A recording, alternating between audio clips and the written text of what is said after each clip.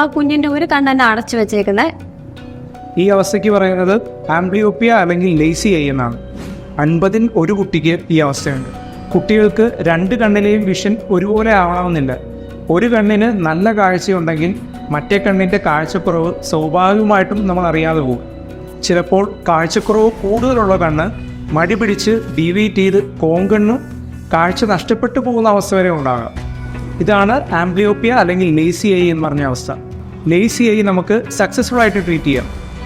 അതിൻ്റെ ഭാഗമായി കാഴ്ച കൂടുതലുള്ള കണ്ണ് അടച്ചു വെച്ച് കാഴ്ച കുറവുള്ള കണ്ണ് കൂടുതൽ ഉപയോഗിപ്പിക്കാൻ വേണ്ടിയിട്ട് ഒക്ലൂഡൽ തെറാപ്പിയിലൂടെ നമുക്ക് കാഴ്ച മെച്ചപ്പെടുത്താം. ഇത് ഏർലി ആയിട്ട് ഡിറ്റക്ട് ചെയ്യാൻ സാധിക്കുകയാണെങ്കിൽ പ്രോപ്പറായിട്ടുള്ള കണ്ണട കൊടുത്തുകൊണ്ടും ഐ എക്സസൈസുകൾ ചെയ്യിപ്പിച്ചുകൊണ്ടും ലേസി ഐ നമുക്ക് സക്സസ്ഫുൾ ആയിട്ട് ട്രീറ്റ് ചെയ്യാം.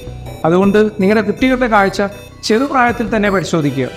ഇതുപോലുള്ള ഐ റിലേറ്റഡ് ടിപ്സിനായിട്ട് ഡു ഫോളോ യോഗി സ്പെക്ടക്കിൾ.